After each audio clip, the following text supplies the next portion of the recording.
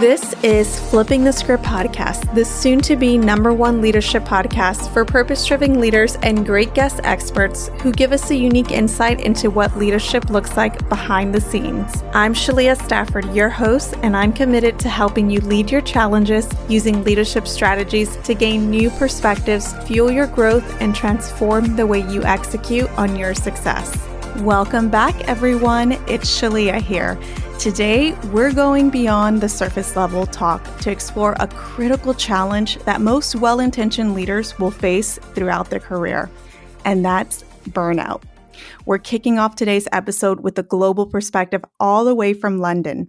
I'm so excited to introduce our guest expert today, Sarah Ross, who is an international award-winning speaker and best-selling author who uses her own experiences with burnout and depression to help others avoid the dark place that she found herself in when she left the corporate world.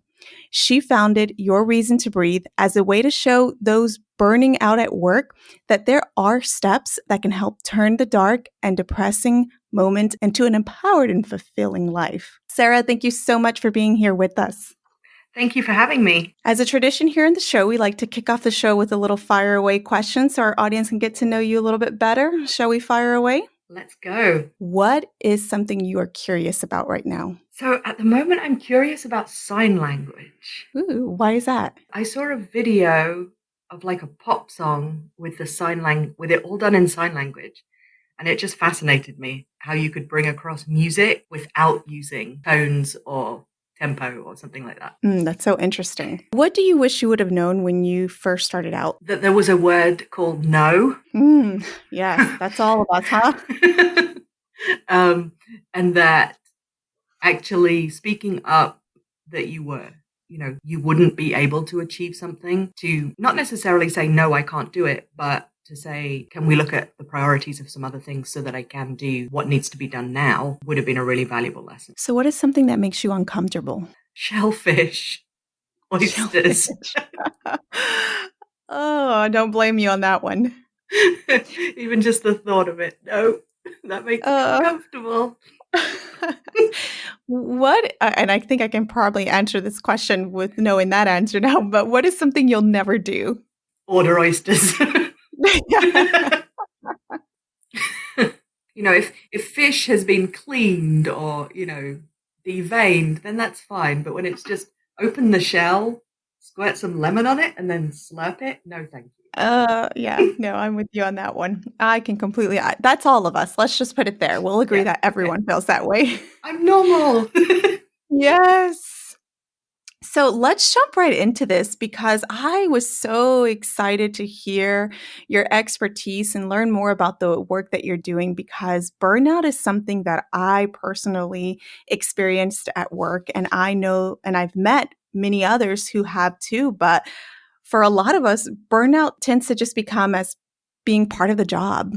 And we tend to dismiss what it is, and we just focus on getting better at what we're doing and trying to see the light at the end of the tunnel. But there are some pretty severe side effects of this if we don't pay attention. Do you mind giving us an idea of what you did when you were in the corporate world and how you got started with leading in the industry when it comes to burnout and really finding and resonating with your why? So for me, burnout started as a kind of knock-on effect of my dream job. I was traveling the world, looking after 50 different countries for a pharmaceutical company. I was in ethics and compliance. So, I saw the worst of people in that job, but I had that Instagram lifestyle that everybody loves. I was traveling, I was in business class, I was, drinking champagne on the plane.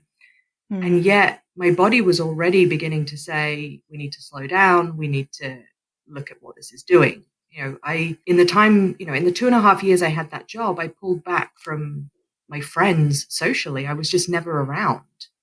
And whilst at that time it was completely job driven, in the following years when I really started to burn out because, my health started to suffer, my relationship had broken up.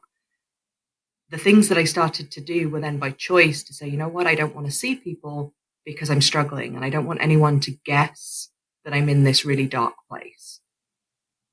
And so when it came to, that point where my body was like, if you're not going to listen to the obvious signs, like you're not eating properly, you're not sleeping properly, then it started to manifest for me in the form of a migraine. And I'd had them for years, but like one or two every quarter. And suddenly it was 25 days a month. That's intense. I barely left my bed. I spent most of my time praying that the pain would disappear, not being able to see properly, and in my bed. And the only thing I really had for company were my thoughts. And, when you're not going to work, when you're not, when the work is piling up, those thoughts get pretty negative, which then doesn't help with the burnout. Wow. That's intense. 25 headaches a month, migraines, not just headaches. Isn't it interesting how our bodies start to show us signs that we tend to ignore? Yes. And with my clients, always, I'll always ask them how quickly they would run for a phone charger if their battery got to, started to show red in the corner. And most of them would be like, oh, I'd have to get a charger and then find a plug. And you even see it, in offices or at conferences when people start to lose connection, they're immediately looking for that, how do I recharge? Right. And yet we don't give our bodies the same respect in how often we look after them. It's interesting that you say that, because when I was experiencing a level of burnout as well at work, it almost comes in different stages. In the beginning, it almost felt like I was deflecting it. It's part of the job, let me just get more coffee and I'll just spend a little bit more time focusing. And if I can strategize, then it'll get better. And then it goes into denial because people are saying, well, you look tired. What's wrong? Oh, I'm not tired. I'm just focusing. The light may be at the end of the tunnel. I just got to focus. And then that's when my body in the next stage really kicked in. And for me, I was experiencing muscle spasms to the point where I had to go in and get steroid shot because my shoulders had locked all the way to my ears and they couldn't come back down. And then when it really got serious for me was when I saw how much it interfered with my family. And then it got me really thinking, does burnout really start at that moment when our body kicks in, or did it start way earlier? We just weren't paying attention. So genetically, we have a stress response that hasn't really altered much since we were cavemen. So we have this fight or flight, or some people say fight, flight, or freeze, that originates from when we were fighting animals and having to hunt to eat. And that was built to give us those, short bursts of time when our body would hyperreact. We would either run away or freeze and probably be eaten by a tiger or a woolly mammoth or something. But the difference in those times was we only did it for short periods. They were always sprints. And what we're trying to do now with the lifestyles that we have is that same mechanism works and resets and allows the body to recharge if you only get stressed for short periods of time.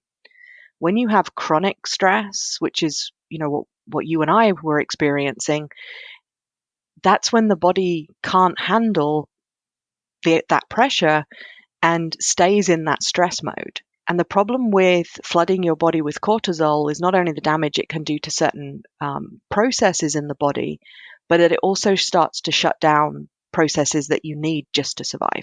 Is this more related to organizational weaknesses, work weaknesses, or just individual characteristics?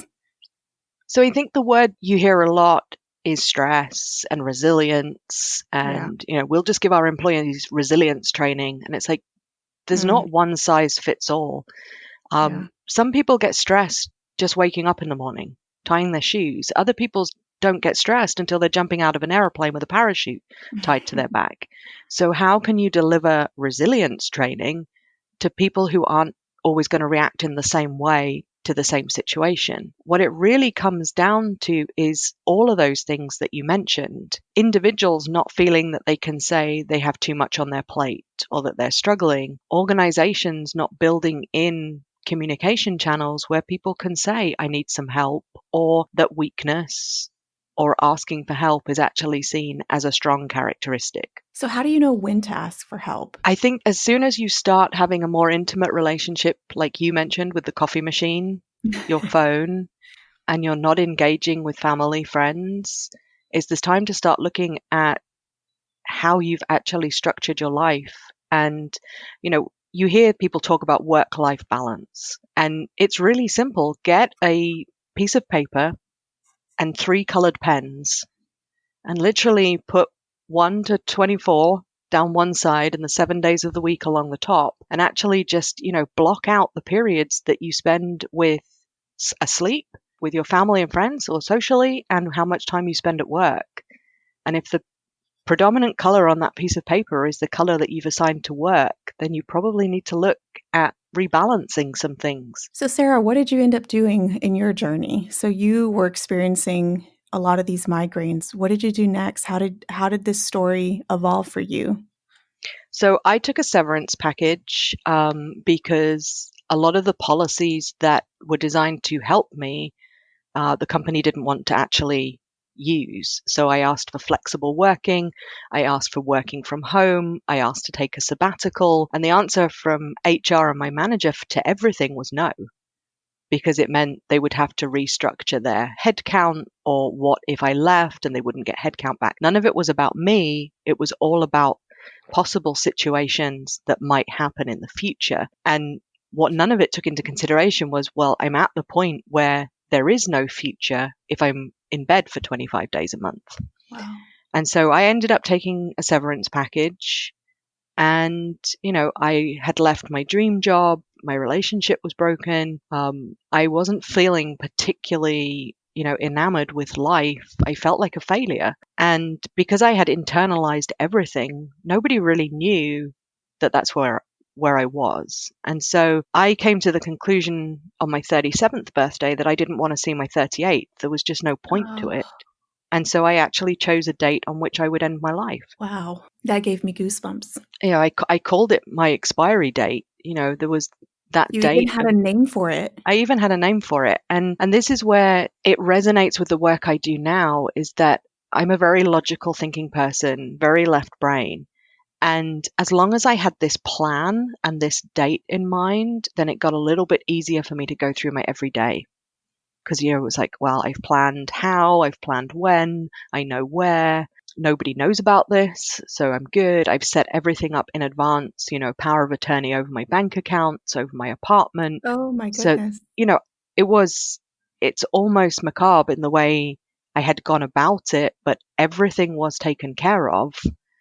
And I had this period of time because I didn't want it to be close to anybody's birthdays or Christmas or anniversaries. And so I had picked this date carefully. And so it was sort of 3 or 4 months into the future. And I was like, you know what? I'm going to go and do some of those things I've always wanted to do. I'm going to go and see friends and family around the world that I will be saying goodbye to. And then I will go and volunteer in Vietnam at an orphanage for disabled children. That was something I had always wanted to do. And it's like, you know what? At least there I feel like I have some value.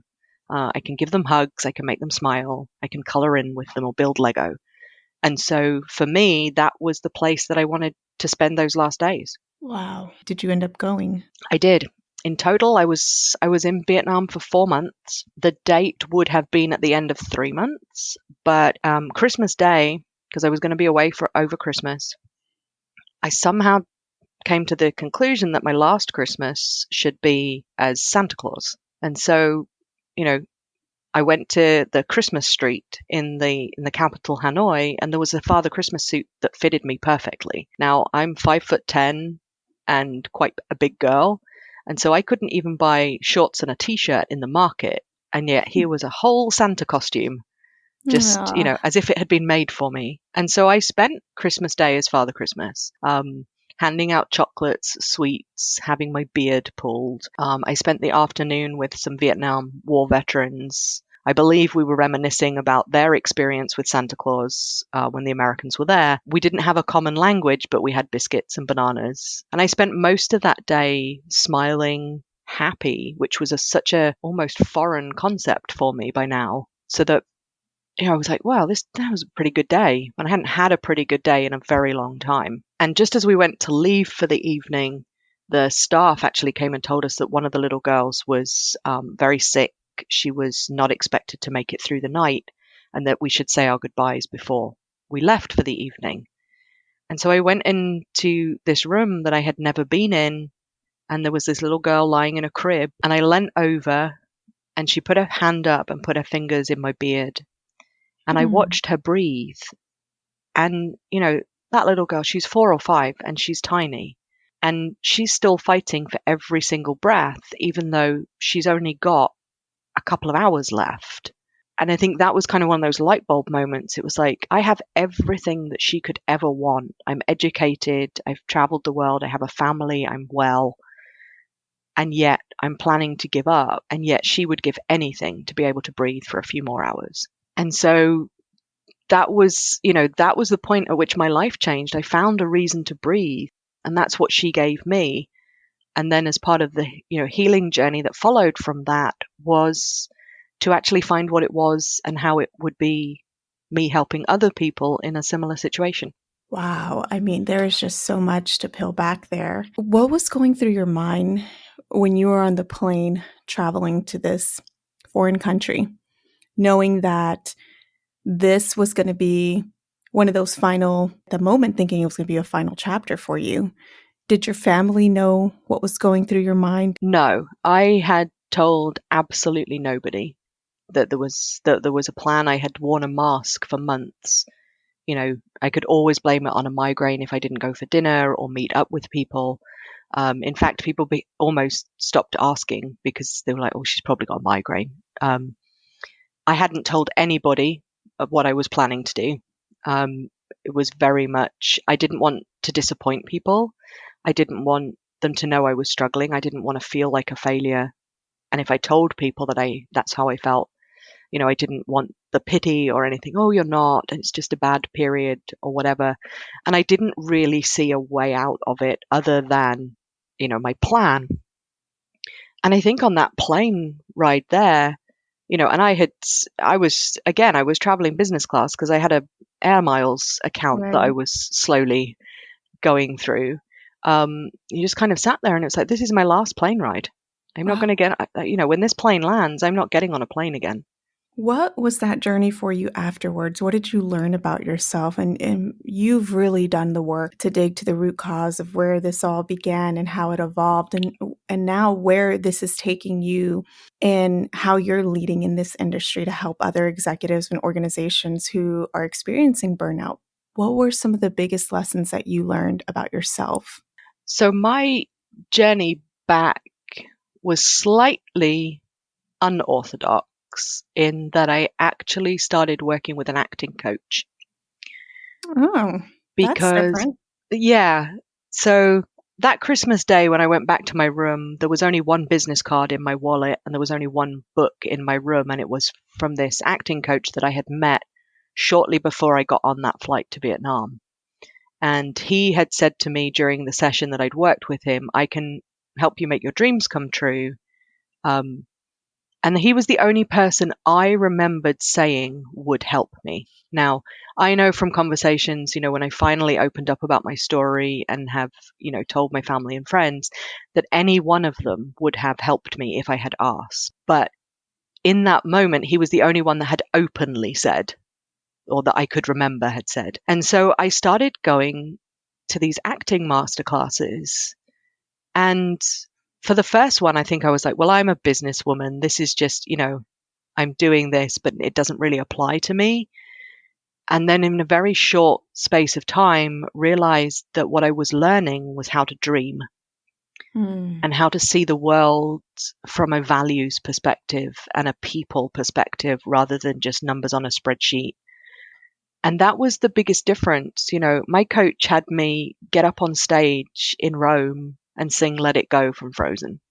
You have more courage than most of us. He then had me do a stand-up comedy routine based on my own life in London. Then took me to a film festival where I was on the red carpet every night. This from a girl who didn't really, wear heels or dress up. I had to have makeup lessons before I even got there because I was like, that's so funny. Yeah, it's like I can, I put mascara on. There we go. I'm done. And suddenly it was like, no, Sarah, you need like a proper makeup kit. It's like, oh, but what do I do with this brush and this pencil thing,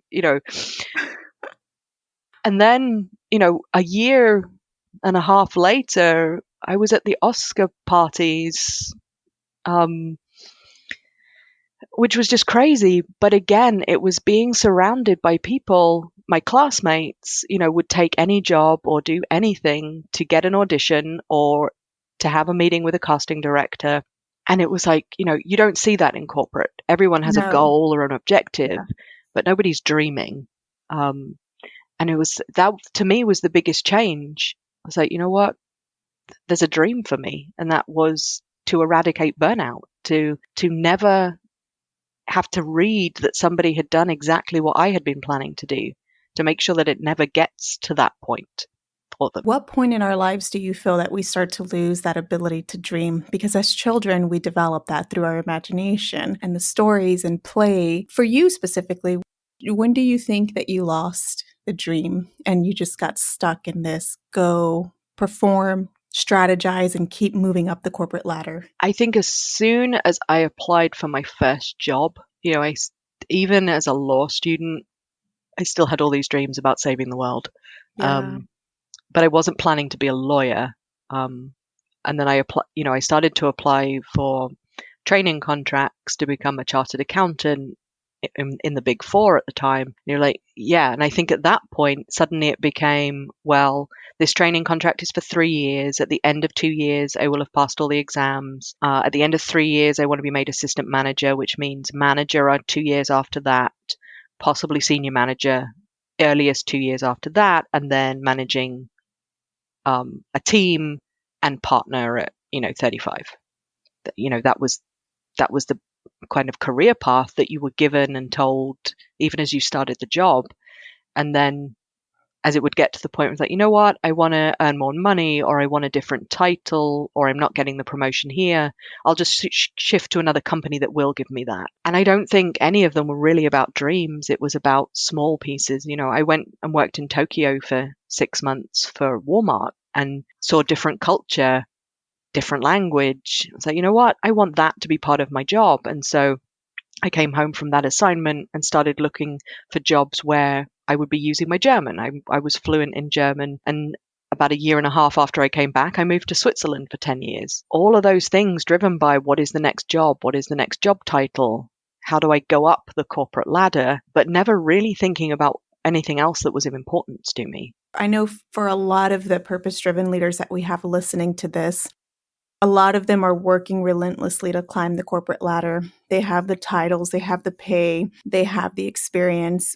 They're well-intentioned, and without realizing, they get stuck in this cycle of burnout. And it's almost like we get rewarded for it. Yeah. Because what do we get after we pour our everything into the next thing? Another pay increase, another title. Yeah. And I think that's, once you get stuck in that, and you do feel good when you get promoted, or there's more money in the bank, or you can buy your house, you've stopped renting. These are all things that you are striving for. It's not that those are bad things. Right. It's just that actually none of those things are really under your control, because somebody is telling you what to do every day. Somebody's giving you assignments or telling you the project and telling you to go and run the project, but somebody else is still in charge. And because of that element of someone else calling the shots, it's the things where you are in charge that then start to slip. You're not looking after yourself because, I've got a deadline at work, so I won't go camping with the family this weekend, or we'll put off that trip because we've got an IPO coming up, or we've got a new product launch, and everything is put off until after something happens. And that something is usually work related. Is this about just essentially learning how to scale back and on your hours and setting some healthy boundaries? Or is there more to this that people can do if they're in the middle of this rut? I think it would be very easy for me to say, figure out what's important to you and then structure your life around it. And that would be a flippant answer to what is, for some people could cost them their lives if they don't start to make some lifestyle changes. Yes.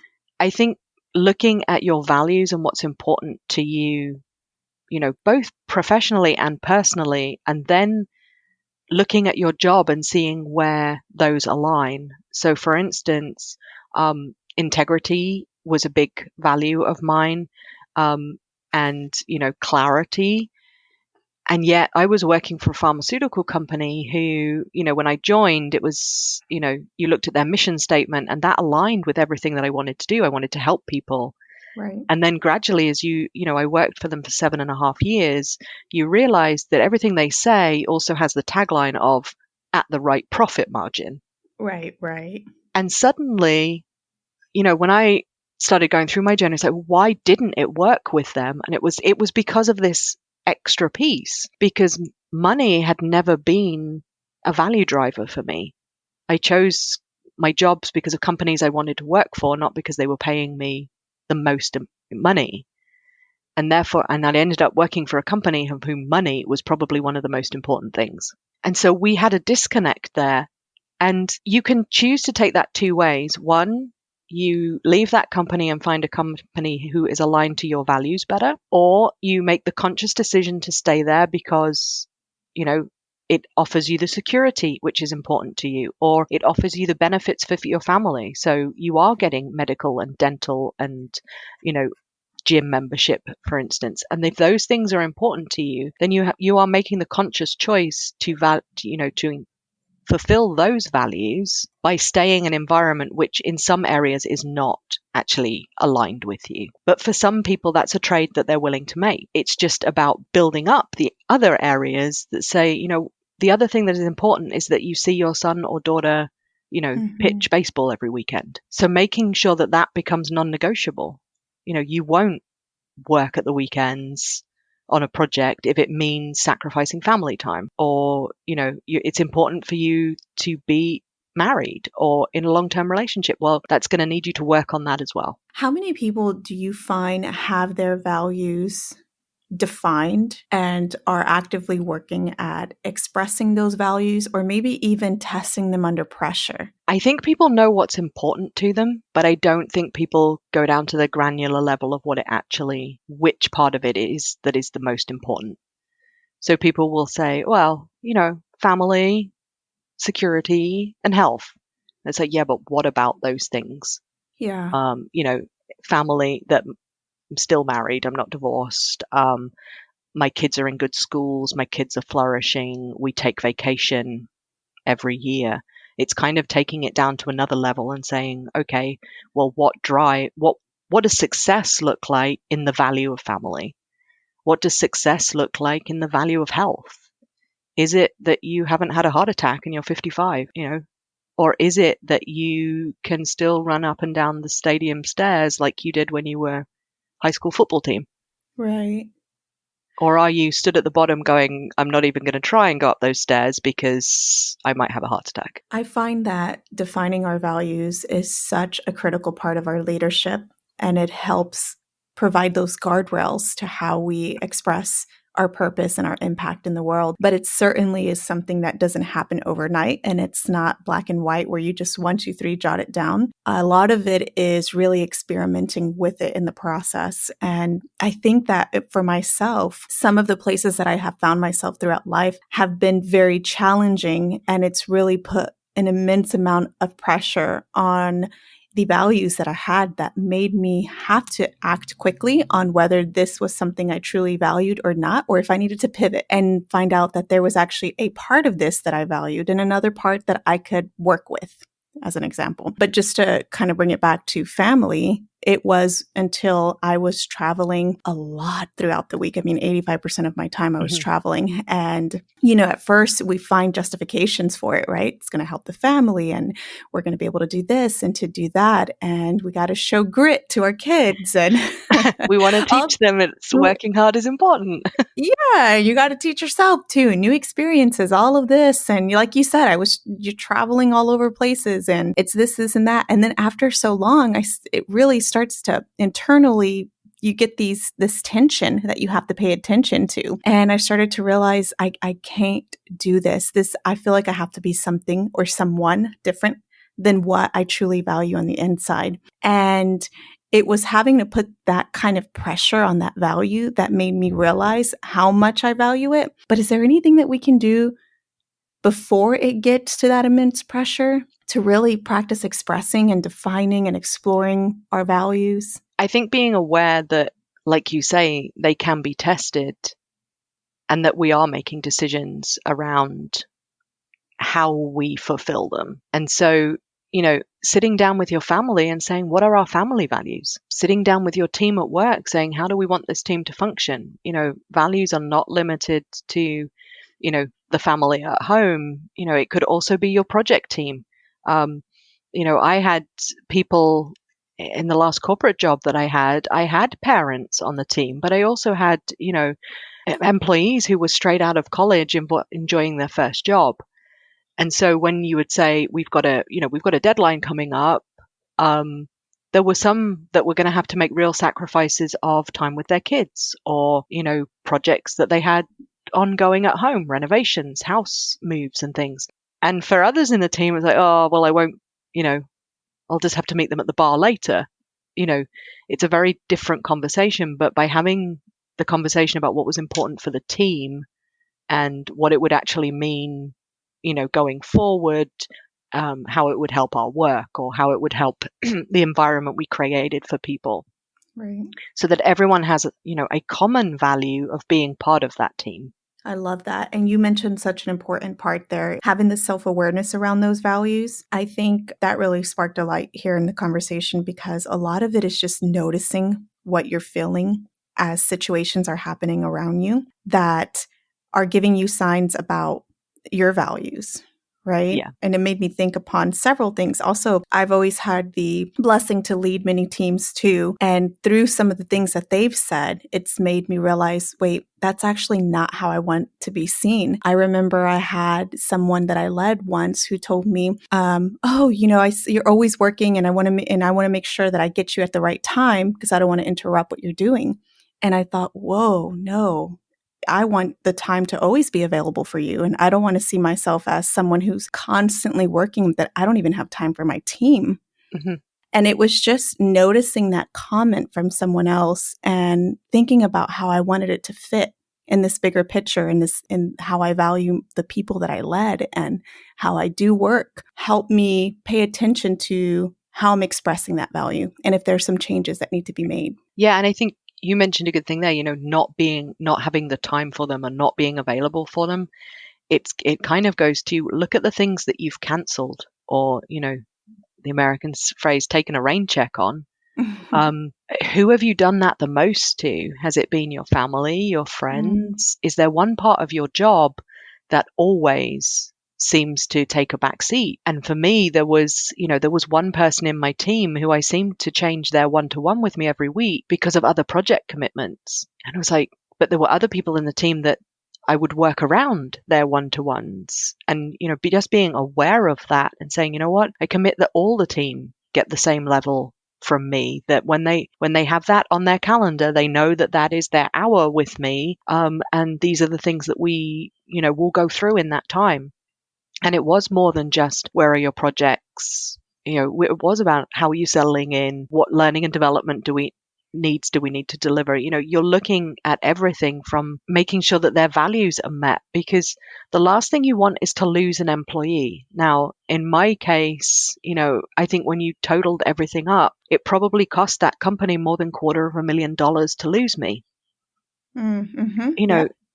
And you go, well, how many of your projects could take you losing somebody and the project being put on hold until you had recruited a replacement? Because we now run such lean organizations, we don't necessarily have the succession plan which says somebody else can step in tomorrow and do that job just as well as the other person. And, in some companies, it may be that somebody steps up, doesn't add into interim role, but you put them under extra stress because they're now having to deliver on a project that they probably weren't best suited for. Or you bring in an outside consultant, you pay them a fortune, but they have none of the team knowledge, experience of your company. And so you're already playing catch up. Now, those are all the costs of losing an employee because you can't help them through, a mental health issue like depression or burnout. And I would just challenge people to say, well, are you even trying to? That's so true.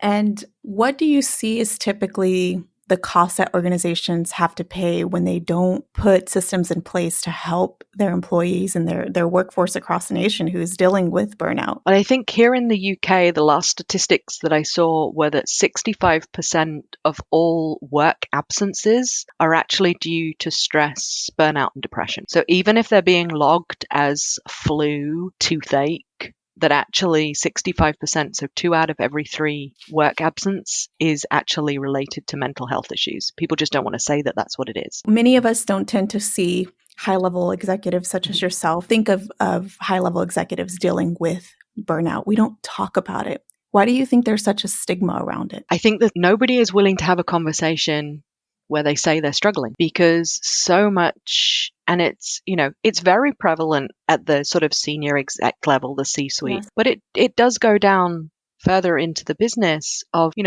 I used to work in compliance and ethics, and you would read every week the movers in the compliance industry, and so-and-so is now the head of compliance at this company after only a year and a half at their previous company. And when you have that as the information that you're getting about what happens in the business, what you don't want to say is, I'm struggling to deliver here, because you then say, you almost put on hold any promotion or increase at that company, but you will make a sideways move because you start to feel that you can't deliver at a higher level because you've struggled in company A. So when you do look to move to company B, you don't look for something that stretches you. You look for the same position and go, okay, well, I'll take a little time and just work my way into it. But because you come in at that lower level than maybe you are experienced for, you suddenly have to prove that you're experienced again. So how can we start the conversation if we know someone who is in the middle of burnout or even in the beginning stages? How do we start that conversation with them? It's really difficult. And, it took me a long time to ask for help. But I think it's about, if you notice somebody is struggling, is to not stop at, are you okay? Yes, I'm fine. I'm fine hides a multitude of sins. But don't push them. Are you sure you're okay? You don't look okay. You're looking tired. It's picking up on those little signs. They are tired. There's maybe more spelling mistakes in their emails. The person that was always happy and heading off to the gym, suddenly you've never seen them with a gym bag. And having those conversations about being people, oh, I haven't seen you going to the gym. Have you got an injury or something? You don't have to have a conversation that says, are you burnt out? Like, are you just not going to the gym because you just can't handle it anymore? It's, it's just about having normal everyday conversations so that people know that they have support around them, and using whatever tools you have in place. So, for senior managers, for the C-suite, look at how many policies you have in HR and actually say, would we be willing to use them if somebody asked for help? Because you look at governance and it says, oh, you should have a policy, a code of conduct and a values and ethic policy and how to act and everything. But if you're not going to do anything with them, they are just pieces of paper. That's a great point, because many organizations have these, right? But then when it comes down to it and their values and policies are put under pressure, they don't respond in the way that we think they do. Yeah. Is there any examples of organizations that who are doing great work in this that would allow some of our leaders to really study how, when it comes down to needing these policies and procedures and these values to come into play, these are organizations that have acted, have responded to their values when put under pressure, have actually lived them out and delivered to their workforce what they needed in order to support them beyond their career? Because when we experience burnout, it doesn't just affect us in our role now, it affects us in every role that we play a part in. I'm probably going to get this wrong. There is a yogurt type in the US. Is it Chobani? Yogurt, yes. Oh, I love that. Where actually I believe all the employees are shareholders in the company.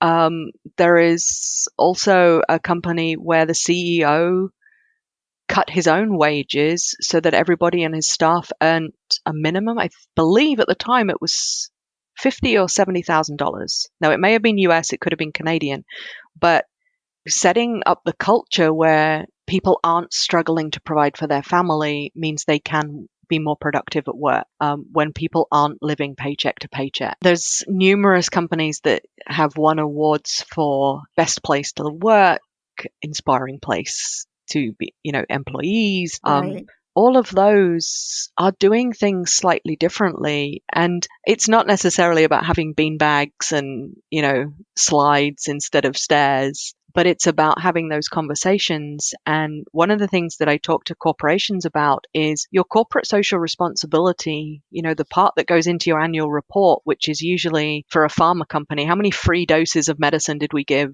Or how many vaccines did we donate to this company? Actually starts closer to home. You wouldn't want to have to explain to your shareholders why one of your employees killed themselves, and why the project was then delayed because you didn't have anything in place to have those conversations with them around mental health or employee assistance programs. The shareholders would be more shocked with that than they would if you happen to miss a profit target.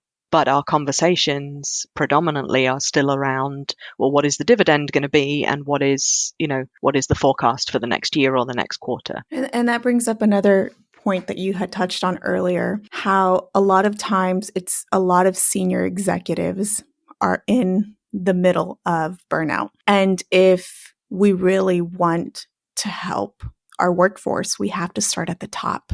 We have to make sure that our leadership at the top is getting the assistance that they need and the support to really lead in a way that is healthy for not just themselves, but for the rest of the workforce that they're responsible for. And so how have you worked with organizations in the past? So very much like what you've talked about, what message are you giving from the top? And that starts from the CEO. Does your CEO actually switch off his phone? Is he still sending emails at 11 o'clock at night? Because whatever he models to his company will be picked up by his employees. Yes. If you get emails from him at every hour of the day, then people will fall into the trap of responding at every hour of the day.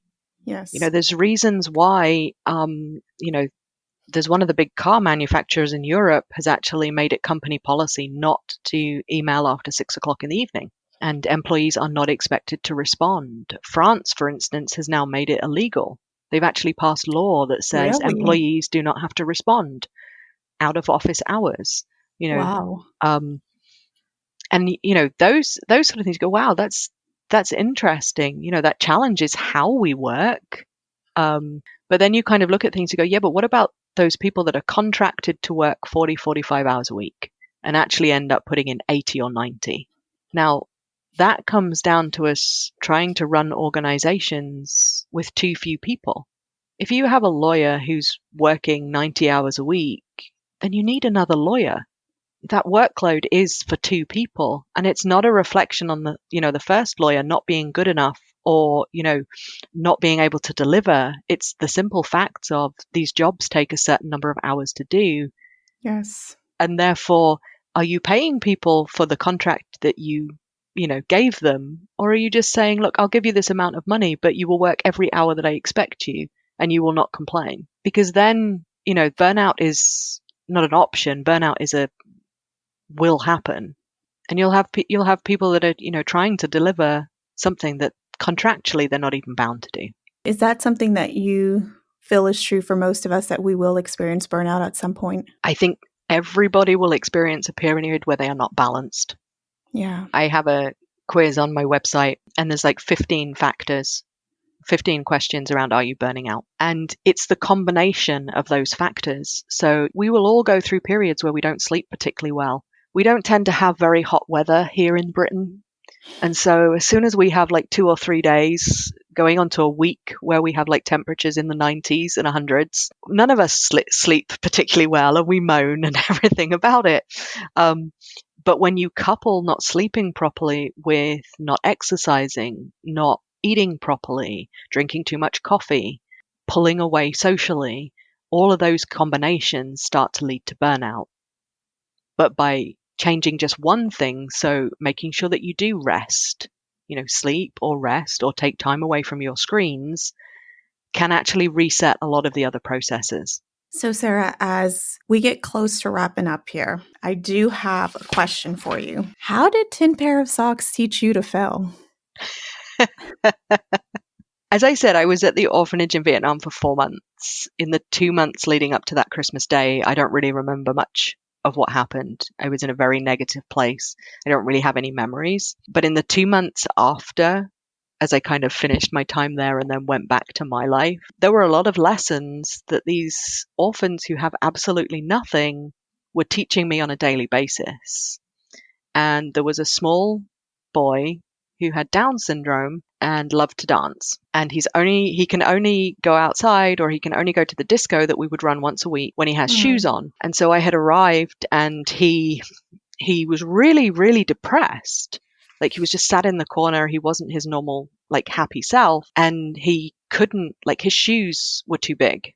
So shoes tend to just get in the orphanage, the shoes for everybody, and they just kind of swap them around and everything. And he suddenly had a pair of shoes that were too big for him. And it was quite cold, so the staff had given me this bag of socks. Now, socks is something that doesn't usually get donated when people are looking at, handing on clothes or things. And so socks are like gold dust in the orphanage. And I have a bag of socks with 20 pairs of socks in them and 20 children. And so I start with Duck, who's the little boy who wants to dance, give him some socks, and then make my way around the room. And, I'm proud of myself because all of these children don't really want to wear socks. So they're being thrown at me or pulled off or eaten in some cases. Oh my goodness.